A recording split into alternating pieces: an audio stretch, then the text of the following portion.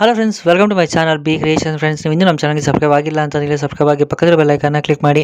ಶ್ರಾವಣಿ ಸುಬ್ರಹ್ಮಣ್ಯ ಧಾರಾವಾಹಿಯ ಶುಕ್ರವಾರದ ಸಂಚಿಕೆಯಲ್ಲಿ ಮೊದಲಿಗೆ ಪೃಥ್ವಿ, ವೀರು, ನಾನಿನ್ನ ಬದುಕೋದಿಲ್ಲ, ನನ್ನ ಸಾವು ಹತ್ರ ಬರ್ತಿದೆ ಅಂತಂದಮೇಲೆ ನಾನು ನಿನಗೊಂದು ಸತ್ಯ ಹೇಳಲೇಬೇಕು ಅಂತ ಕೇಳ್ತಾರೆ. ಏನು ಸತ್ಯ ಪೃಥ್ವಿ ಅಂತ ವೀರು ಕೇಳ್ತಾರೆ. ಆಗ ವಿಜಯ ಅವರು, ಅವನೇನಾದರೂ ಬದುಕಿದ್ದಾನೆ ಅಂತಂದರೆ ನಾವು ಸತ್ತಂಗೆ ಲೆಕ್ಕ, ನಿನ್ನ ಹತ್ರ ಗನ್ ಇದೆಯೇನೋ ಅಂತ ರೌಡಿನ ಕೇಳ್ತಾರೆ. ಹ್ಞೂ ಮೇಡಮ್ ಅಂತ ಅವ್ರು ಹೇಳ್ತಾರೆ. ಅದಕ್ಕೆ ಸೈಲೆನ್ಸರ್ ಹಾಕಿ ಕೊಡು ಅಂತ ವಿಜಯ ಕೇಳ್ತಾರೆ. ರೌಡಿ ಗನ್ಗೆ ಸೈಲೆನ್ಸರ್ ಹಾಕಿ ವಿಜಯ ಕೈ ಕೊಡ್ತಾರೆ. ಮತ್ತೆ ಇಲ್ಲಿ ಪೃಥ್ವಿ, ಆ ಸತ್ಯ ಏನು ಅಂದರೆ ಶ್ರಾವಣಿ ಅಮ್ಮ ನಿನ್ನ ಅನ್ನೋಷ್ಟರಲ್ಲಿ ವಿಜಯ್ ಅವರು ಪೃಥ್ವಿಗೆ ಶೂಟ್ ಮಾಡ್ತಾರೆ. ಶೂಟ್ ಮಾಡಿದ ತಕ್ಷಣ ಪೃಥ್ವಿಯವರು ಸತ್ತೋಗ್ತಾರೆ. ಅದನ್ನು ನೋಡಿ ವೀರಿಗೆ ಗಾಬರಿ ಆಗುತ್ತೆ. ಅಷ್ಟರಲ್ಲಿ ವಿಜಯ ಮತ್ತು ರೌಡಿಗಳೆಲ್ಲ ಸೈಡ್ಗೆ ಹೋಗ್ತಾರೆ. ವೀರು ಸುತ್ತಮುತ್ತ ನೋಡ್ತಾರೆ, ಯಾರು ಕಾಣಿಸ್ತಿರೋದು ನೋಡಿ ಅಳ್ತಿರ್ತಾರೆ.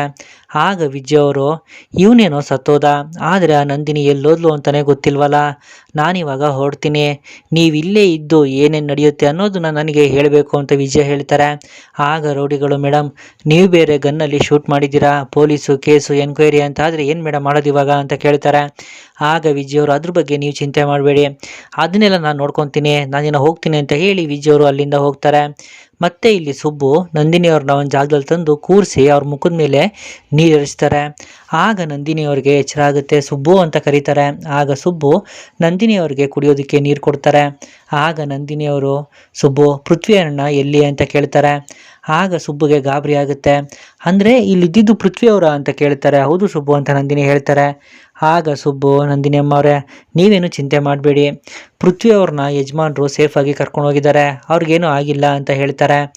ಆಗ ನಂದಿನಿಗೆ ಗಾಬರಿ ಆಗುತ್ತೆ. ಅಂದರೆ ನನ್ನನ್ನು ಅಂತ ಹೇಳಕ್ಕೆ ಹೋಗ್ತಾರೆ. ಆಗ ಸುಬ್ಬು, ಇಲ್ಲ ಅಮ್ಮೋರೆ, ನಾನು ನಿಮ್ಮನ್ನು ಹಿಂದ್ಗಡೆ ಬಾಗಿಲಿಂದ ಕರ್ಕೊಂಡು ಬಂದೆ, ಯಜಮಾನ್ರು ನಿಮ್ಮನ್ನು ನೋಡಲಿಲ್ಲ, ಅಷ್ಟಕ್ಕೂ ಮನೆಗೆ ಬೆಂಕಿ ಹೇಗೆ ಹಚ್ಕೊಂತು ಅಮ್ಮೋರೆ ಅಂತ ಕೇಳ್ತಾರೆ. ಆಗ ನಂದಿನಿಯವರು, ಆ ವಿಜಯಾಂಬಿಕಾ ನಾವಿರೋ ಜಾಗ ಗೊತ್ತಾಗಿ ಮನೆಗೆ ಬೆಂಕಿ ಹಚ್ಬಿಟ್ಲು ಸುಬ್ಬು ಅಂತ ಹೇಳ್ತಾರೆ. ಆಗ ಸುಬ್ಬು, ಅವಳು ನಿಮ್ಮ ಜೀವನಕ್ಕೆ ಬೆಂಕಿ ಹಚ್ಚಿದ ಸಾಲದು ಅಂತ ಇವಾಗ ನೀವಿರೋ ಮನೆಗೂ ಕೂಡ ಬೆಂಕಿ ಹಚ್ಚಿದ್ಲ, ಅವಳನ್ನು ಮಾತ್ರ ಯಾವುದೇ ಕಾರಣಕ್ಕೂ ಸುಮ್ಮನೆ ಬಿಡಬಾರ್ದು ಅಮ್ಮೋರೆ ಅಂತ ಹೇಳ್ತಾರೆ. ಆಗ ನಂದಿನಿ, ಹೌದು ಸುಬ್ಬು, ಆ ವಿಜಯಾಂಬಿಕಾ ನನ್ನನ್ನು ಎಷ್ಟು ಸರಿ ಕೊಲ್ಲಕ್ಕೆ ಬಂದರೂ ಕೂಡ ನಾನಿನ್ನೂ ಬದುಕಿದ್ದೀನಿ ಅಂತಂದರೆ ಅದಕ್ಕೆ ಅವಳ ಕೊನೆ ನನ್ನಿಂದನೇ ಅನ್ನೋದೇ ಅರ್ಥ. ಇವತ್ತು ನೀನು ದೇವರಾಗೆ ಬಂದು ನನ್ನನ್ನು ಕಾಪಾಡಿಬಿಟ್ಟೆ, ಅಷ್ಟಕ್ಕೂ ಆ ವಿಜಯ ಪಾಪದ ಕೂಡ ತುಂಬಿದೆ, ಅವಳ ಅಂತ್ಯ ಹತ್ರ ಬರ್ತಿದೆ ಅಂತಲೇ ಅರ್ಥ ಸುಬ್ಬು ಅಂತ ಹೇಳ್ತಾರೆ. ಮತ್ತು ಇಲ್ಲಿ ಸುಬ್ಬು, ಅಮ್ಮೋರೆ ಬನ್ನಿ ನಿಮ್ಮನ್ನು ಆಸ್ಪತ್ರೆಗೆ ಕರ್ಕೊಂಡು ಹೋಗ್ತೀನಿ ಅಂತ ಹೇಳ್ತಾರೆ. ಆಗ ನಂದಿನಿ, ಪರವಾಗಿಲ್ಲ ಸುಬ್ಬು, ನಾನು ಚೆನ್ನಾಗೇ ಇದ್ದೀನಿ, ನನಗೇನೂ ಆಗಿಲ್ಲ, ಮೊದಲು ಪೃಥ್ವಿಯಣ್ಣ ಹೇಗಿದ್ದಾರೆ ಅಂತ ನೋಡು, ಹಾಗೆ ನನ್ನ ಬಗ್ಗೆ ನಿಮ್ಮ ಯಜಮಾನ್ರಿಗೆ ಯಾವುದೇ ಕಾರಣಕ್ಕೂ ಗೊತ್ತಾಗಬಾರ್ದು ಅಂತ ಹೇಳ್ತಾರೆ. ಆಗ ಸುಬ್ಬು, ಇಲ್ಲ ಅಮ್ಮೋರೆ, ನಿಮ್ಮ ಬಗ್ಗೆ ನಾನು ಯಜಮಾನ್ರ ಹತ್ರ ಏನೂ ಹೇಳೋದಿಲ್ಲ, ಆದರೆ ಅಪ್ಪ ಇವತ್ತು ನಿಮ್ಮನ್ನು ಶಿಫ್ಟ್ ಮಾಡಬೇಕು ಅಂತ ಅಂದ್ಕೊಂಡಿದ್ರು, ಆದರೆ ಅಲ್ಲಿನ ಪರಿಸ್ಥಿತಿ ಏನು ಅಂತ ಕೂಡ ನನಗೆ ಗೊತ್ತಾಗ್ತಿಲ್ಲ ಅಮ್ಮೋರೆ, ಒಂದು ಕೆಲಸ ಮಾಡ್ತೀನಿ, ನನಗೊಂದು ಜಾಗ ಗೊತ್ತಿದೆ, ನಿಮ್ಮನ್ನು ನಾನು ಅಲ್ಲಿ ಕರ್ಕೊಂಡೋಗಿ ಬಿಡ್ತೀನಿ, ಆವಾಗ ನೀವು ಸೇಫಾಗಿ ಇರ್ಬೋದು ಅಮ್ಮೋರೆ, ಏನು ಹೇಳ್ತೀರಾ ಅಂತ ಕೇಳ್ತಾರೆ. ಆಗ ನಂದಿನಿ, ಆಯ್ತು ಸುಬ್ಬು ನೀನು ಹೇಳಿದಾಗೆ ಆಗಲಿ, ಆದರೆ ಮೊದಲಿವಾಗ ನೀನು ನಿಮ್ಮ ಯಜಮಾನ್ರ ಹತ್ರ ಹೋಗು, ಅವ್ರಿಗೆ ಅನುಮಾನ ಬರಬಾರ್ದು ಅಂತ ಹೇಳ್ತಾರೆ. ಆಗ ಸುಬ್ಬು, ಸರಿ ಅಮ್ಮೋರೆ, ನಾನು ನಿಮ್ಮನ್ನು ಆಟೋದಲ್ಲಿ ಕಳಿಸ್ಕೊಡ್ತೀನಿ, ಅದಾದಮೇಲೆ ಯಜಮಾನ್ರನ್ನ ಬಿಟ್ಟು ಬಂದು ನಿಮ್ಮನ್ನು ಭೇಟಿ ಮಾಡ್ತೀನಿ ಅಂತ ಹೇಳಿ ಅಲ್ಲಿಂದ ಸುಬ್ಬು ಆಚೆ ಹೋಗ್ತಾರೆ. ಮತ್ತೆ ಇಲ್ಲಿ ವಿಜಯ್ ಅವರು ಕಾರ್ ಡ್ರೈವ್ ಮಾಡ್ತಾ ಆ ಪೃಥ್ವಿ ಏನೋ ಬಿದ್ದ, ಆದರೆ ಈ ನಂದಿನಿ ಬಗ್ಗೆ ಏನೋ ಗೊತ್ತಾಗಿಲ್ವಲ್ಲ ಅಂತ ಯೋಚನೆ ಮಾಡ್ತಿರ್ತಾರೆ. ಅದೇ ಸಮಯಕ್ಕೆ ರೌಡಿ ಫೋನ್ ಮಾಡಿ ಹಲೋ ಮೇಡಮ್ ಅಂತ ಹೇಳ್ತಾನೆ. ಆಗ ವಿಜಯ್ ಅವರು ನಂದಿನಿ ಬಗ್ಗೆ ಏನಾದರೂ ಗೊತ್ತಾಯ್ತಾ ಅಂತ ಕೇಳ್ತಾರೆ. ಆಗ ರೌಡಿ, ಮೇಡಮ್ ಪೃಥ್ವಿ ಬಿದ್ದಿದ್ದಾನೆ, ಮತ್ತು ನಂದಿನಿ ಕೂಡ ಮನೆಯಿಂದ ಆಚೆ ಬಂದಿಲ್ಲ, ಅವಳು ಒಳಗಡೆನೆ ಸುಟ್ಟು ಭಸ್ಮ ಆಗಿರಬೇಕು, ಯಾಕೆ ಅಂತಂದರೆ ಮನೆ ಒಳಗಡೆ ಹೋಗಿದ್ದಂಥ ಸುಬ್ಬು ಬರೀ ಕೈಯಲ್ಲಿ ಆಚೆ ಬಂದಿದ್ದನ್ನು ನಾನೇ ನೋಡಿದ್ದೀನಿ ಮೇಡಮ್, ಅವನೊಬ್ಬನೇ ಆಚೆ ಬಂದಿದ್ದು ಅಂತ ಹೇಳ್ತಾರೆ. ವಿಜಯ್ ಅವ್ರಿಗೆ ತುಂಬಾ ಖುಷಿ ಆಗುತ್ತೆ. ಅಂದರೆ ನನ್ನ ಶತ್ರುಗಳೆಲ್ಲ ಸರ್ವನಾಶ ಆಗೋದ್ರು, ಆ ಪೃಥ್ವಿ ನಂದಿನಿ ಜೊತೆ ನನ್ನ ಬಗ್ಗೆ ಗೊತ್ತಿರೋ ಎಲ್ಲ ಸತ್ಯ ಕೂಡ ಸುಟ್ಟು ಭಸ್ಮ ಆಗೋದ್ವು ಅಂತ ಯೋಚನೆ ಮಾಡ್ತಾ ನಗ್ತಿರ್ತಾರೆ. ಮತ್ತೆ ಇಲ್ಲಿ ಪದ್ದುಗೆ ಎಚ್ಚರ ಆಗುತ್ತೆ. ಅವರು ಸುತ್ತಮುತ್ತ ನೋಡ್ತಾರೆ, ಮತ್ತು ಗಾಬರಿಯಿಂದ ಎದ್ದು ಕೂತ್ಕೊಂಡು, ಇದೇನಿದು, ನಾನು ಯಾವತ್ತೂ ಕೂಡ ಇಷ್ಟೊತ್ತು ಮಲಗಿಲ್ವಲ್ಲ, ನಾನು ಯಾಕೆ ಇವತ್ತು ಈ ರೀತಿ ಮಾಡಿದೆ, ಇವತ್ತು ನಂದಿನಿ ಅಮ್ಮವ್ರನ್ನ ಶಿಫ್ಟ್ ಮಾಡಬೇಕಾಗಿತ್ತು ಬೇರೆ ಜಾಗಕ್ಕೆ, ಮೊಬೈಲ್ ಬೇರೆ ಸ್ವಿಚ್ ಆಫ್ ಆಗಿದೆಯಲ್ಲ ಅಂತ ಹೇಳಿ ಮೊಬೈಲ್ನ ಸ್ವಿಚ್ ಆನ್ ಮಾಡ್ತಾರೆ. ಮತ್ತು ಮಿಸ್ ಕಾಲ್ದು ಮೆಸೇಜ್ದು ಎಲ್ಲ ನೋಟಿಫಿಕೇಷನ್ ಬರುತ್ತೆ. ಆಗ ಪದ್ದು, ಇದೇನಿದು, ನಂದಿನಿ ಅಮ್ಮ ಪೃಥ್ವಿ ಎಷ್ಟೊಂದು ಮೆಸೇಜ್ ಮಾಡಿದ್ದಾರೆ, ಎಷ್ಟೊಂದು ಸರಿ ಕಾಲ್ ಮಾಡಿದ್ದಾರೆ, ಮೊಬೈಲ್ ಯಾಕೆ ಸ್ವಿಚ್ ಆಫ್ ಆಯಿತು, ನಾನು ಯಾಕೆ ಇವತ್ತು ಇಷ್ಟೊತ್ತು ಮಲ್ಕೊಂಡೆ ಅಂತಲೇ ಗೊತ್ತಾಗ್ತಿಲ್ವಲ್ಲ ಅಂತ ಯೋಚನೆ ಮಾಡ್ತಾ ರಿಟರ್ನ್ ಅವರಿಬ್ಬರು ನಂಬರ್ಗೂ ಕಾಲ್ ಮಾಡ್ತಾರೆ. ಅದು ಕೂಡ ಸ್ವಿಚ್ ಆಫ್ ಅಂತ ಬರುತ್ತೆ. ಆಗ ಪದ್ದು ಅವ್ರಿಗೆ ಮತ್ತಷ್ಟು ಗಾಬರಿ ಆಗುತ್ತೆ. ಇದೇನಿದು ಸ್ವಿಚ್ ಆಫ್ ಅಂತ ಬರ್ತಿದೆಯಲ್ಲ, ಅಂದರೆ ಅಲ್ಲೇನಾದರೂ ಅನಾಹುತ ಆಗಿರ್ಬೋದಾ ಅಂತ ಯೋಚನೆ ಮಾಡ್ತಿರ್ತಾರೆ. ಮತ್ತೆ ಇಲ್ಲಿ ಶ್ರಾವಣಿ ಮನೆ ಆಚೆ ನಿಂತ್ಕೊಂಡು ಸುಬ್ಬುಗೋಸ್ಕರ ವೆಯ್ಟ್ ಮಾಡ್ತಿರ್ತಾರೆ. ಇದೇನಿದು ಸುಬ್ಬು ಇವತ್ತು ಇಷ್ಟೊತ್ತಾದರೂ ಮನೆಗೆ ಬಂದಿಲ್ಲ, ಬೆಳಗ್ಗೆ ಓದು ಅನ್ನೋ ಒಂದು ಫೋನ್ ಕೂಡ ಮಾಡಿಲ್ಲ. ನಾನಾಗಿದ್ದು ನಾನು ಫೋನ್ ಮಾಡಿದ್ರು ಕೂಡ ಅವನು ನನ್ನ ಫೋನ್ಗೆ ರಿಪ್ಲೈ ಕೂಡ ಮಾಡ್ತಿಲ್ಲ. ಯಾಕೆ ಹಿಂಗೆ ಮಾಡ್ತಿದ್ದ ನೀನು ಅಂತ ಯೋಚನೆ ಮಾಡ್ತಿರ್ತಾರೆ. ಅದೇ ಸಮಯಕ್ಕೆ ಶ್ರೀವಲ್ಲಿ ಅಲ್ಲಿಗೆ ಬರ್ತಾರೆ. ಶ್ರಾವಣಿ ಏನಾಯಿತು, ಯಾಕೆ ಟೆನ್ಷನಲ್ಲಿದೆಯಾ ಅಂತ ಕೇಳ್ತಾರೆ. ಆಗ ಶ್ರಾವಣಿ ಹಾಗೆಲ್ಲ ಏನೂ ಇಲ್ಲ ಶ್ರೀವಲ್ಲಿ, ಇಷ್ಟೊತ್ತಾದರೂ ಸುಬ್ಬು ಇನ್ನೂ ಮನೆಗೆ ಬಂದಿಲ್ಲ, ಏನಾಯಿತು ಅಂತ ಟೆನ್ಷನ್ ಆಗ್ತಿದೆ ಅಂತ ಹೇಳ್ತಾರೆ. ಆಗ ಶ್ರೀವಲ್ಲಿ ಸುಬ್ಬುಗೆ ಏನೂ ಆಗಲ್ಲ, ಅವನು ಮಿನಿಸ್ಟ್ರನ್ನ ಕಾಯೋ ಬಂಟ, ಅವನೊಂಥರ ಹೀರೋ ಇದ್ದಾಗೆ, ಅವನಿಗೆ ಏನೂ ಆಗಲ್ಲ, ಅಂದರೆ ಅವನು ನಿನ್ನ ಹೀರೋ, ನೀನು ಧೈರ್ಯವಾಗಿರೋ ಅಂತ ಹೇಳ್ತಾರೆ.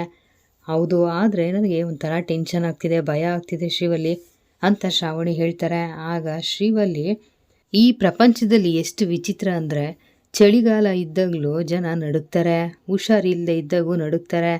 ಅದರಲ್ಲೂ ಮುಖ್ಯವಾಗಿ ಹೆಣ್ಣು ಅಂತ ಬಂದರೆ ತಾನು ಪ್ರೀತಿ ಮಾಡೋ ಹುಡುಗನಿಗೆ ಅಥವಾ ತನ್ನ ಗಂಡ ಅಪಾಯದಲ್ಲಿದ್ದಾನೆ ಅಂತ ಗೊತ್ತಾದರೆ ಅವರು ನಡುಗ್ತಾರೆ. ಎಷ್ಟು ವಿಚಿತ್ರ ಅಲ್ವಾ, ಇದನ್ನೇ ನಿಜವಾದ ಪ್ರೀತಿ ಅನ್ನೋದು ಅಂತ ಹೇಳ್ತಾರೆ.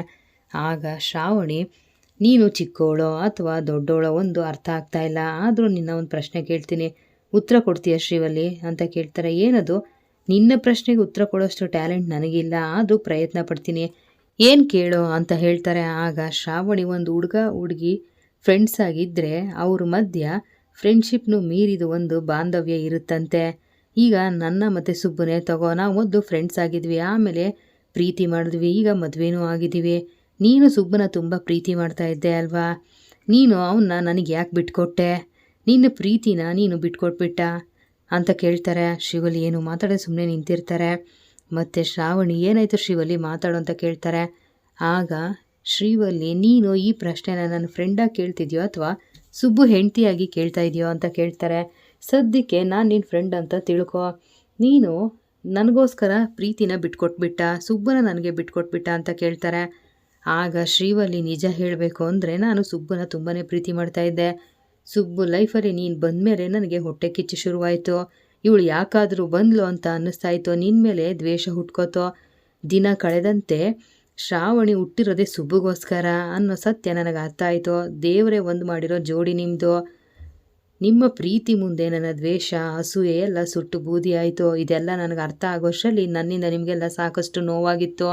ನಾನು ಪ್ರೀತಿಸೋ ಹುಡುಗ ಯಾವಾಗಲೂ ಚೆನ್ನಾಗಿರಬೇಕು ಅಂತ ಬಯಸೋದು ಪ್ರೀತಿನೇ. ನೀವಿಬ್ಬರು ಚೆನ್ನಾಗಿರಬೇಕು, ನಿಮ್ಮಿಬ್ಬರಿಗೋಸ್ಕರ ನಾನು ಪ್ರಾಣ ಕೊಡೋದಕ್ಕೂ ಸಿದ್ಧ ಅಂತ ಹೇಳ್ತಾರೆ. ಆಗ ಶ್ರಾವಣಿ, ನಿನ್ನ ಮಾತು ಕೇಳಿ ತುಂಬ ಖುಷಿ ಆಯಿತು, ಹಾಗಾದರೆ ನಿನ್ನ ಜೀವನ ಏನೋ, ನಿನ್ನ ಪ್ರೀತಿ ಕತೆ ಏನೋ ಅಂತ ಕೇಳ್ತಾರೆ. ಅಂದಾಗೆ ಶ್ರವಣ್ ಬಗ್ಗೆ ನಿನ್ನ ಅಭಿಪ್ರಾಯ ಏನು ಅಂತ ಕೇಳ್ತಾರೆ. ಶ್ರೀವಲ್ಲಿ ಏನು ಮಾತಾಡದೆ ಸುಮ್ಮನೆ ನಿಂತಿರ್ತಾರೆ. ಅದೇ ಸಮಯಕ್ಕೆ ಸುಬ್ಬು ಅಲ್ಲಿಗೆ ಬರ್ತಾರೆ. ಆಗ ಶ್ರಾವಣಿ, ಸುಬ್ಬು ಇಷ್ಟೊತ್ತು ನೀನು ಎಲ್ಲೋಗಿದ್ದೆ, ಯಾಕೆ ಇಷ್ಟು ಲೇಟ್ ಆಯಿತು ಅಂತ ಕೇಳ್ತಾರೆ. ಮೇಡಮ್ ಸ್ವಲ್ಪ ಕೆಲಸ ಇತ್ತು, ಅದಕ್ಕೆ ಬರೋದು ಲೇಟ್ ಆಯಿತು, ಸಾರಿ ಅಂತ ಸುಬ್ಬು ಹೇಳ್ತಾರೆ. ಆಯಿತು ಬಿಡು, ಒಂದು ಫೋನ್ ಮಾಡಬೇಕು ತಾನೇ, ನೀನೀಗ ಸಾರಿ ಎಲ್ಲ ಕೇಳಬೇಡ, ನನಗೆ ಬೇಜಾರಾಗುತ್ತೆ ಅಂತ ಶ್ರಾವಣಿ ಹೇಳ್ತಾರೆ. ಆಗ ಶ್ರೀವಲ್ಲಿ, ಇದನ್ನೇ ನಿಜವಾದ ಪ್ರೀತಿ ಅಂತ ಹೇಳೋದು, ಬೇಡದೇ ಇರೋ ವಿಷಯದ ಬಗ್ಗೆ ತಲೆ ಕೆಡಿಸ್ಕೋಬೇಡ ಶ್ರಾವಣಿ ಅಂತ ಹೇಳ್ತಾರೆ. ಮೇಡಮ್ ಯಾಕೆ ಅಂಥದ್ದು ಏನಾಯಿತು ಅಂತ ಸುಬ್ಬು ಕೇಳ್ತಾರೆ. ಏನಿಲ್ಲ ಸುಬ್ಬು, ಶ್ರೀವಲ್ಲಿ ಹತ್ರ ಫ್ರೆಂಡ್ಶಿಪ್ ಬಗ್ಗೆ ನಾನೊಂದು ಪ್ರಶ್ನೆ ಕೇಳಿದ್ದೆ ಅಂತ ಶ್ರಾವಣಿ ಹೇಳ್ತಾರೆ. ಹೌದಾ, ಫ್ರೆಂಡ್ಶಿಪ್ ಬಗ್ಗೆ ನಾನು ಪ್ರಶ್ನೆ ಕೇಳಿ, ನನಗೆ ಅಷ್ಟೇನು ಫ್ರೆಂಡ್ಸ್ ಇಲ್ಲ, ನನ್ನ ಲೈಫಲ್ಲಿರೋ ಬೆಸ್ಟ್ ಫ್ರೆಂಡ್ ಅಂದರೆ ಅದು ಶ್ರೀವಲ್ಲಿ ಮಾತ್ರ ಅಂತ ಸುಬ್ಬು ಹೇಳ್ತಾರೆ. ಏನು ಸುಬ್ಬು, ನನ್ನನ್ನು ನೈಸ್ ಮಾಡೋಕ್ಕೆ ಬರ್ತಿದ್ಯಾ ನೀನು ಅಂತ ಶ್ರೀವಲ್ಲಿ ಹೇಳ್ತಾರೆ. ಆಗ ಸುಬ್ಬು, ನಾನು ಯಾಕೆ ನಿನ್ನ ನೈಸ್ ಮಾಡಲಿ ಅಂತ ಕೇಳ್ತಾರೆ. ಆಗ ಶ್ರೀವಲ್ಲಿ, ಇರಲಿ ಬಿಡು, ಇಷ್ಟೊತ್ತು ನೀನು ಹೆಂಡ್ತಿ ನಿನಗೋಸ್ಕರ ಕಾಯ್ತಾ ಇದ್ಲು, ಈಗ ನೀನು ಬೆಸ್ಟ್ ಫ್ರೆಂಡ್ ಜೊತೆ ಮಾತಾಡ್ದಲ್ವಾ, ಸರಿ ನಾನು ಇನ್ನೂ ಬರ್ತೀನಿ ಅಂತೇಳಿ ಶ್ರೀವಲ್ಲಿ ಅಲ್ಲಿಂದ ಹೋಗ್ತಾರೆ. ತುಂಬ ಒಳ್ಳೆ ಹುಡುಗಿ ಮೇಡಮ್ ಅಂತ ಸುಬ್ಬು ಹೇಳ್ತಾರೆ. ಹೌದು ಸುಬ್ಬು, ಬಾ ಹೋಗೋಣ ಅಂತ ಅವರಿಬ್ಬರು ಮನೆ ಒಳಗಡೆ ಹೋಗ್ತಾರೆ. ಮತ್ತು ಇಲ್ಲಿ ವಿಜಯಾಂಬಿಕಾ ಜೋರಾಗಿ ನಗ್ತಾ ಇರ್ತಾರೆ. ನನ್ನ ಶತ್ರುಗಳ ಸಂಹಾರ ಆಗೋಯ್ತು, ಇನ್ನು ನನ್ನ ತಡೆಯೋರು ಯಾರೂ ಇಲ್ಲ, ಇಷ್ಟು ದಿನ ನಾನು ಏನೇ ಮಾಡಿದ್ರೂ ಸೋಲ್ತಾ ಇದ್ದೆ, ಆದರೆ ಇನ್ನು ಮುಂದೆ ಹಾಗಾಗಲ್ಲ, ನನ್ನ ಶತ್ರುಗಳೆಲ್ಲ ನಾಶ ಆಗೋದ್ರು, ಇನ್ನು ಇರೋ ನನ್ನ ಶತ್ರು ಅಂದರೆ ಅದು ವೀರು ಮಾತ್ರ, ಅವನನ್ನು ಹೇಗೆ ಕುಣಿಸ್ತೀನಿ ಅಂದರೆ, ಏನಪ್ಪ ಲೈಫಲ್ಲಿ ಹೀಗೆಲ್ಲ ಆಗ್ತಿದೆಯಲ್ಲ ಅಂತ ತಲೆ ಕೆಡಿಸ್ಕೋಬೇಕು, ಆ ರೀತಿ ಕುಣಿಸ್ತೀನಿ.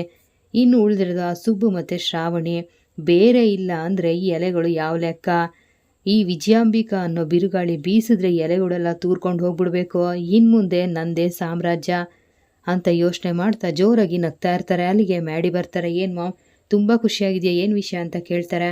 ಆಗ ವಿಜಯ, ಯುದ್ಧ ಗೆದ್ದು ಬಂದಮೇಲೆ ಸೆಲೆಬ್ರೇಟ್ ಮಾಡಲೇಬೇಕಲ್ವಾ ಅಂತ ಹೇಳ್ತಾರೆ. ಯುದ್ಧನ ಮಾಮ್ ಏನು ಹೇಳ್ತಿದ್ಯಾ ಅಂತ ಮ್ಯಾಡಿ ಕೇಳ್ತಾರೆ. ಆಗ ವಿಜಯ, ನೋಡು ಮ್ಯಾಡಿ, ಈ ವಿಜಯಾಂಬಿಕಾ ಈಗ ಸಮಾಧಿಗಳ ಮೇಲೆ ಸಾಮ್ರಾಜ್ಯ ಕಟ್ಟೋದಕ್ಕೆ ಶುರು ಮಾಡಿದ್ದಾಳೆ. ನೀನು ಜಾಸ್ತಿ ಏನು ಕೇಳಕ್ಕೆ ಹೋಗ್ಬೇಡ. ಇಷ್ಟು ದಿನ ನಾವೇನೇ ಮಾಡೋಕ್ಕೋದ್ರೂ ಎಲ್ಲ ಉಲ್ಟಾ ಹೊಡಿತಾ ಇತ್ತು. ಇನ್ನು ಮುಂದೆ ಹಾಗಾಗಲ್ಲ. ಪ್ರತಿಯೊಂದು ಹೆಜ್ಜೆಯಲ್ಲೂ ಗೆಲುವು ನಮ್ಮದೇ ಅಂತ ಹೇಳ್ತಾರೆ. ಆಗ ಮ್ಯಾಡಿ, ಮಾಮ್ ಏನು ಹೇಳ್ತಿದ್ದೆ ನೀನು ಅಂತ ಕೇಳ್ತಾರೆ. ನೀನು ಜಾಸ್ತಿ ತಲೆ ಕೆಡಿಸ್ಕೋಬೇಡ ಮ್ಯಾಡಿ ಅಂತ ವಿಜಯ್ ಹೇಳ್ತಾರೆ. ಆಗ ಮ್ಯಾಡಿ, ಮಾಮ್ ನೀನು ಇಷ್ಟು ಖುಷಿಯಾಗಿರೋದನ್ನ ನೋಡಿ ತುಂಬ ದಿನ ಆಗಿತ್ತು. ನೀನು ಖುಷಿಯಾಗಿದೆಯಲ್ಲ ಅಷ್ಟೇ ಸಾಕು. ನೀನು ಸೋಲೋಳಲ್ಲ. ನೀನು ಸೋಲೋ ಅಂಥ ಪರಿಸ್ಥಿತಿ ಬಂದರೆ ಯಾರನ್ನಾದರೂ ಸಾಯಿಸ್ತೀಯ ವಿನಃ ನೀನು ಸೋಲಲ್ಲ ಅಂತ ನನಗೆ ಗೊತ್ತು ಮಾಮ್. ನಿನ್ನ ಈ ಖುಷಿಗೆ ಕಾರಣ ಏನು ಅಂತ ನಾನೀಗ ಕೇಳಲ್ಲ. ಮುಂದೆ ಒಂದಿನ ಗೊತ್ತಾಗುತ್ತಲ್ಲ, ಆಗ ತಿಳ್ಕೊತೀನಿ ಅಂತ ಹೇಳ್ತಾರೆ. ಮ್ಯಾಡಿ, ನೀನು ಯಾವುದ್ರ ಬಗ್ಗೆನೂ ತಲೆ ಕೆಡಿಸ್ಕೋಬೇಡ. ಇನ್ನು ಮುಂದೆ ಗೆಲುವು ನಮ್ಮದೇ ಅಂತ ವಿಜಯ ಹೇಳ್ತಾರೆ. ಮತ್ತು ಪದ್ದು ವಿಶಾಲು ಜೊತೆ ಮಾತಾಡ್ತಾ ಇರ್ತಾರೆ. ಈ ವಿಶಾಲು, ನಾನು ಯಾವತ್ತಾದರೂ ಇಂಥ ಟೈಮಲ್ಲಿ ಮಲಗಿದ್ದೀನೇನೆ, ಇವತ್ತು ಅಷ್ಟೊತ್ತು ಮಲಗಿದ್ನಲ್ಲ, ಎದ್ದೇಳಿಸ್ಬೇಕು ಅಂತ ಗೊತ್ತಾಗಲಿಲ್ವಾ ನಿನಗೆ? ನನಗೆ ಒಂದು ಮುಖ್ಯವಾದ ಕೆಲಸ ಇತ್ತು ಅಂತ ಹೇಳ್ತಾರೆ. ಆಗ ಧನಲಕ್ಷ್ಮಿ, ಅಪ್ಪ ಇದಕ್ಕಿಂತ ಮುಂಚೆ ನೀನು ಮಲಗಿದಾಗ ಎದ್ದೇಳಿಸಿದ್ದಕ್ಕೆ ಎಷ್ಟೋ ಸರಿ ಬೈಸ್ಕೊಂಡಿದ್ದೀವಪ್ಪ, ಮಲಗಿದ್ದಲ್ಲ ಅಂತ ಸುಮ್ಮನಾದ್ವಿ ಅಷ್ಟೇ ಅಂತ ಹೇಳ್ತಾರೆ. ಆಗ ವಿಶಾಲು, ಹೌದು ರೀ, ನೀವು ಮಲಗಿದ್ರಿ ಅಂತ ಸುಮ್ಮನಾದೆ ಅಷ್ಟೇ. ಅಂಥ ಮುಖ್ಯವಾದ ಕೆಲಸ ಏನಿತ್ತೋ ತಮಗೆ? ಓ, ಯಾರನ್ನಾದರೂ ಮೀಟ್ ಮಾಡೋಕ್ಕೆ ಹೋಗ್ಬೇಕಿತ್ತಾ ಏನು ಅಂತ ಕೇಳ್ತಾರೆ. ಆಗ ಪದ್ದುಗೆ ಬೇಜಾರಾಗುತ್ತೆ.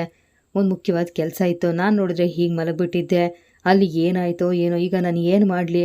ಏ ವಿಶಾಲು, ನಿನಗೇನಾಗಿದೆ? ನಿನ್ನ ತಲೆಗೆ ಬೇಡದೇ ಇರೋದನ್ನು ಯಾರು ತುಂಬ್ತಾ ಇದ್ದಾರೆ ಅಂತ ಕೇಳ್ತಾರೆ. ಅಲ್ಲಿಗೆ ಕಾಂತಮ್ಮ ಬರ್ತಾರೆ.